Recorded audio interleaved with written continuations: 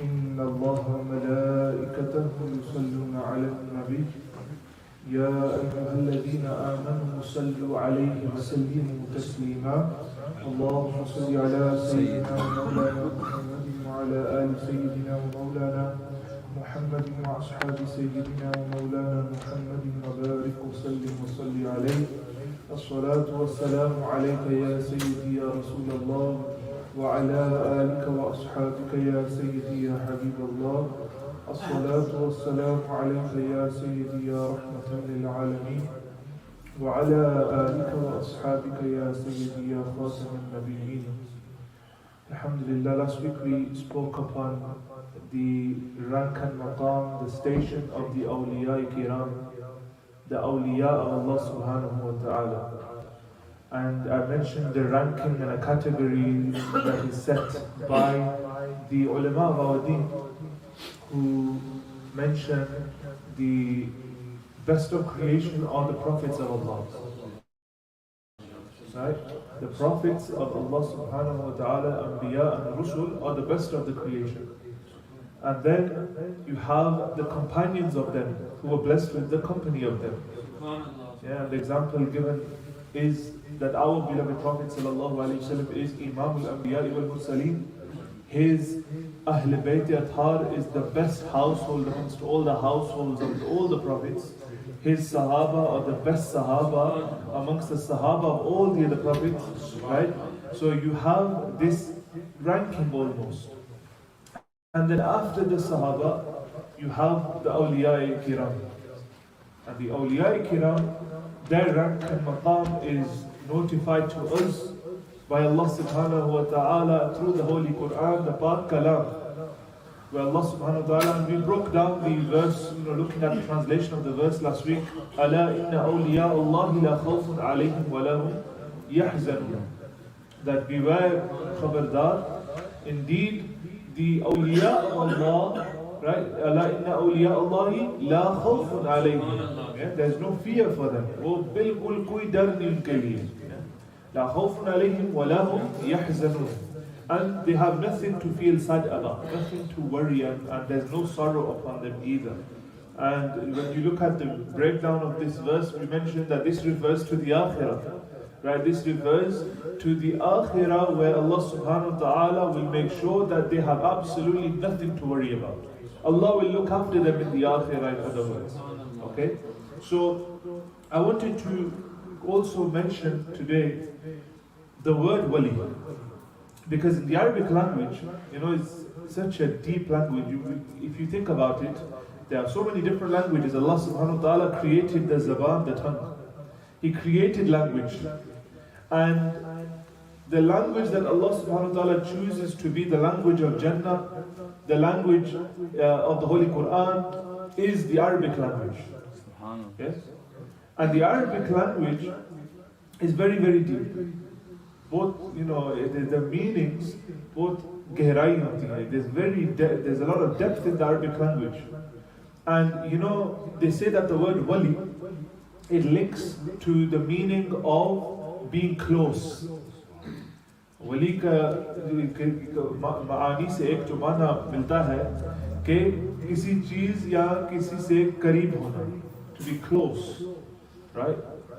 And why is then the wali, as we know it, meaning waliullah, meaning friend of Allah? We say friend of Allah. But how does one become the friend of Allah? You look at the meaning of the word wali.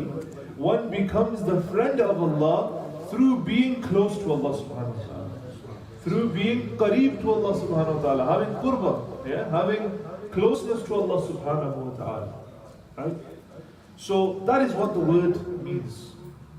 And then you have the ulama who break it down further. And they say that what does the wali, what does he achieve? What does he attain? We have already said about the verse that they've got nothing to worry about, there's no sadness upon them, and that is what Allah subhanahu wa ta'ala says. But the ulama, they say, they elaborate further, and they say that the affairs of the person who is a wali of Allah, his affairs, his mu'amalat, they are taken care of by Allah subhanahu wa ta'ala himself. यानी उसके जो मामलात हैं अल्लाह ताला खुद उस बंदे का, अपने बंदे का अल्लाह ताला ख्याल रखता है. Allah subhanahu wa ta'ala looks after that individual's affairs. They say from that side, Waliullah, Allah looks after him. But then they also say, just like Allah looks after him, He looks after the hukuk and the rights of Allah subhanahu wa ta'ala. It's not just one way, it's both ways. Allah looks after him, Allah ta'ala us apne bande, apne khas bande ka khayal rakhta hai. But that individual, Allah ta'ala ka khas banda, the wali of Allah, he looks after the ahkam of Allah subhanahu wa ta'ala. He looks after the rights of Allah subhanahu wa ta'ala. Yani meaning what? He looks after his namaz. He looks after his roza. He looks after his hajj and his zakat. He looks after his iman. He looks after all of the things that Allah subhanahu wa ta'ala has commanded him to do. He gives them number one priority. Number one priority. He looks after the rights of Allah subhanahu wa ta'ala, and then they say, Kamil wali kaun hota hai? That is the wali. What is a kamil wali? What is a complete friend of Allah subhanahu wa ta'ala? Ke wo sirf faraid wa wajibat nahi. Faraid, sunan और वाजिबात का ख्याल सिर्फ रखता, वो उसके ऊपर और करता है. He does even more top of that. Yeah, he's not like us. We get lazy. हम बहुत lazy लोग होते हैं. We can barely fulfill our faraid. हम अपने फराइज भी सही तरह पूरे नहीं कर सकते. ये वो कामिल इंसान है. ये कामिल औलिया वो है कि they fulfill the faraid, they fulfill the wajibat and sunan, but when it comes to their nawafil, they don't leave that either. Yeah, Allah subhanahu wa ta'ala gives us tawfiq to be from them. Yeah. Allah subhanahu wa ta'ala gives us the ability and tawfiq to be like those individuals and to be inspired by those individuals. And I'm going to also give you a couple of examples from the Holy Quran as well. Because when you learn about the prophets of Allah subhanahu wa ta'ala in the subject of Aqidah, जब आप Aqidah पढ़ते हैं, इस मौजू में ये मालूम होता है कि अल्लाह सुब्हानहु व तआला ने जब अंबिया अलैहिस्सलाम और जो रसूल हैं उनको इस दुनिया में भेजा, अल्लाह सुब्हानहु व तआला ने उनको मोजिज़ात अता फरमाए. Yeah, an example, Messenger of Allah sallallahu alaihi wasallam, आप हम सब उनके मोजिज़ात जानते हैं. We all know and recognize the miracles of the Prophet sallallahu alaihi wasallam. And we all know about when he points to the moon and the moon splits in half. The moon splits in half, one side of the moon stays in its place, the other half it falls. The other half falls down. Yeah? This is the miracle of the Messenger of Allah alayhi salatu wasalam. So many more miracles. We could be here, for days talking about the mu'jizat of Nabi sallallahu alayhi wasallam. But when a prophet performs a miracle, it is called a mu'jizah. But Allah subhanahu wa ta'ala also blesses the awliya with miracles. But ulama ne idhar unhone ye tafriq farmai hai. They've differed.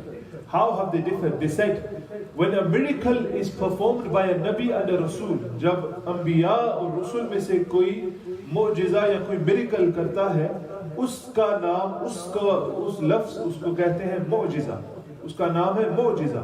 जब गैर नबी अल्लाह सुब्हानहु व तआला उसको miracle अता फरमाता है, then we don't say मौजिज़ा, we say it's a करामत. Yes, so this is actually a lesson in Aqidah where they talk about the difference between a maujiza and a karama. They're both miracles. Both of these things, when you see it take place or when it happens before you, you're amazed and you can't understand it. Your tamag, your intellect, your intelligence, it becomes ajiz. What is that? What has just happened before me? I can't understand how this has happened. Yes? Imagine those people, after sabr kar le wo manzar, कि जब मेरे आका करीम अलैहिस्सलाम ने अपनी पाक उंगली उठाई और कमर चांद के दो टुकड़े हो गए, what would those people at that time, what would they have been going through? What would their eyes and their minds be going through at that moment when they see the moon in two pieces? Yes, their minds become ajiz to what has taken place. Yes, they've seen the moon in two pieces. And just like that, the awliya kiram, they are blessed with miracles as well. And I'm going to share one with you from the Holy Quran. There are many, many karamat, many, many miracles that take place from the Holy Quran. Yeah, this isn't a narration that has no sanad. This is a miracle that takes place, a karamat that takes place, which Allah subhanahu wa ta'ala himself tells us about in the Holy Quran. Okay? And this is in Surah Al-Kahf. Why is Surah Al-Kahf called Surah Al-Kahf? What is Kahf? Al-Kahf. Al-Kahf is the cave. The cave. And why this surah is named the cave is due to this particular story. And this is the story of the Ahlul Kahf or the Ashabul Kahf. And this is a story of awliya Allah.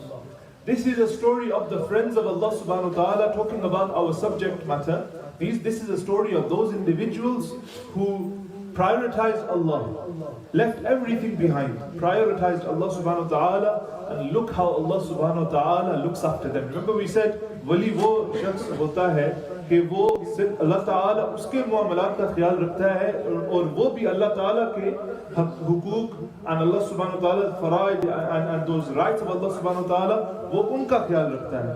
It goes both ways. Look how Allah subhanahu wa ta'ala, this is an example in the Holy Quran. There were 7 young men, 7 nojawan, youthful individuals. They are from a particular place near Sham. Near Sham, they live in a particular area, and in this area, everybody is a mushrik. Is ilaqe mein har banda, majority of the people, they are mushrik, they are associating partners with Allah subhanahu wa ta'ala. They are worshipping idols. Yes?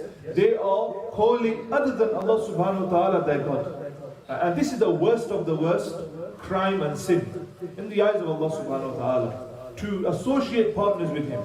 Right? These people, they're worshipping idols and they're doing major shirk. And these 7 people, they are Ahlul Tawheed. They are the people of oneness, right? They're believers of one God. So these 7 individuals, they are separate, scattered around the city. And their families, their friends, they are all mushrik. There's 7 individuals who have Iman in their hearts, the light of Iman in their hearts. So the Badshah at the time, the ruler, the tyrant ruler, he realizes that these people, they are people of Tawheed. These are people of Iman. So he calls them, he summons them. And he says, you've got one day, ek din hai tumhare paas. Leave your oneness, leave your Tawheed, leave your Iman and leave your Islam, and you come to shirk. You've got one day, ek din hai tumhare paas. And these people now, they're worried. These 7 young men, they are worried. They're upset. What are we going to do? Kya kare?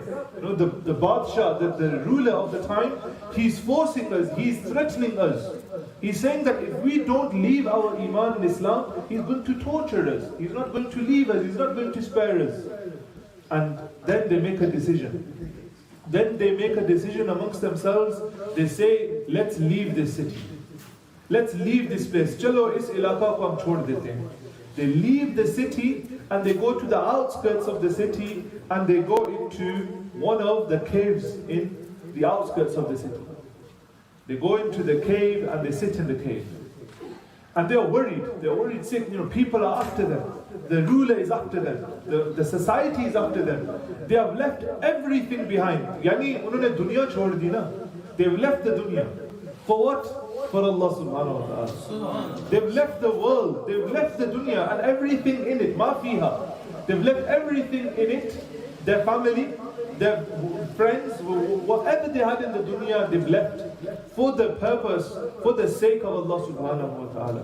And look, so unhone Allah ta'ala ka ke hukuk, Allah ta'ala ke right ka khayal rakha. Look how Allah ta'ala looks after them. Dekhe kis tarah Allah ta'ala inka khayal rakhta hai. Look, they go into the cave. They sit in the cave. And then Allah subhanahu wa ta'ala grants them a beautiful sleep. Allah subhanahu wa ta'ala grants them what? A beautiful sleep. Allah subhanahu wa ta'ala grants them a need. A beautiful, meaty need. And they go to sleep. They go to sleep. So jate hain. Yeah? When they wake up from this sleep, जब हम सोते हैं उठ जाते हैं, how long does it feel like? How long does your sleep feel like? Does it sleep feel long? No. Very short. It feels like it was just a few moments, but you feel refreshed. Yes?